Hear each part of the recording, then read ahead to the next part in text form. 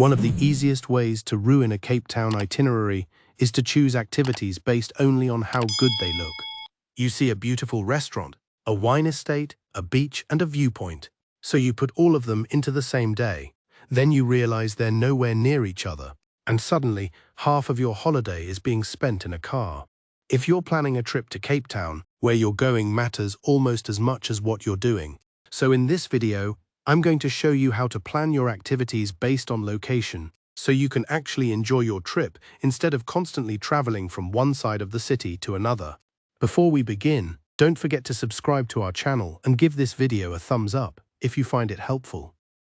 Number 1. Start with your accommodation.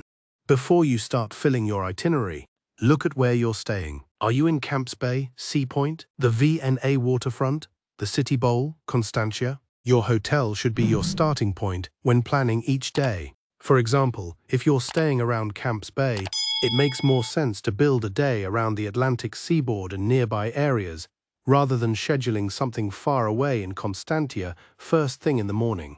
This doesn't mean you can never travel across Cape Town. It simply means you should group activities intelligently. 2. Think areas, not individual attractions. This is probably the biggest thing people get wrong. Instead of looking at your itinerary and saying, I want to visit this place, then this restaurant, then this attraction, look at the map and ask, what else can I do around here? Let's say you're planning to spend time around the V&A waterfront. You already have restaurants, shopping, the harbor, and plenty of activities around that area. So rather than leaving the waterfront, traveling across the city for one activity, and then coming back again, build more of your day around that part of Cape Town. The same principle works with areas like Camps Bay, Constantia, and the City Bowl. With this, you will reduce unnecessary movement and give yourself more time to enjoy each place. 3. Don't underestimate travel time. This is where a beautiful itinerary can become a stressful one. Something might look close on a list, but Cape Town's roads, traffic, and geography can make the journey longer than you expected. So don't plan your day based on Google says it's only 20 minutes. Give yourself breathing room. You need time to get there, park or be dropped off, find the place, enjoy the activity, and move on to the next one. And if you're traveling during a busy period, that extra time becomes even more important. 4. Group activities that naturally belong together. Here's an easy way to think about it. If you're planning a wine-focused day, don't randomly add 5 attractions from completely different parts of Cape Town. Build the day around the wine experience and add things that make sense around that area. If you're planning a beach and Atlantic seaboard day, look at what you can comfortably combine around Camps Bay, Clifton, and nearby areas. If you're spending time around the City Bowl, you can look at attractions, restaurants, and experiences that are convenient from there. The goal isn't to see as many places as possible. It's to make the places you visit work together. 5. Think about the order of your activities. Location isn't only about where something is. It's also about when you should do it. For example, you don't want to schedule an activity that takes several hours, then book a restaurant reservation across town 20 minutes later. Give yourself enough time between bookings and think about the experience you're creating.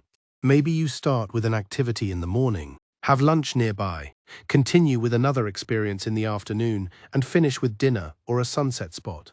Now your day feels like one complete experience instead of a checklist. 6. Don't forget that your travel style matters. 2 people can visit Cape Town for the same number of days and need completely different itineraries. A couple might want slow mornings, beautiful restaurants, and private experiences. A family may need shorter travel times and activities that work for everyone.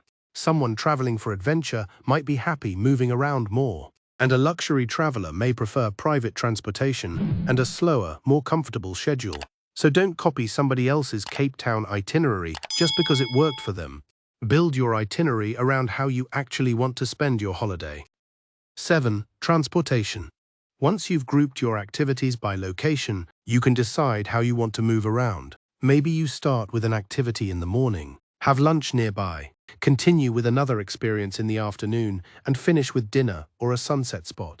Now your day feels like one complete experience instead of a checklist. For some days, an Uber may be perfectly fine. For others, especially when you're visiting several places or want more convenience, a private driver or chauffeur can make things much easier. The important thing is to make the transportation choice after you've thought about your itinerary, not the other way around. A good Cape Town itinerary isn't the one with the most activities. It's the one where everything makes sense. Your accommodation, the places you're visiting, your transportation, your meals, and the amount of time you actually have should all work together. And if you're planning your Cape Town trip yourself, my biggest advice is simple. Open the map before you open your booking apps.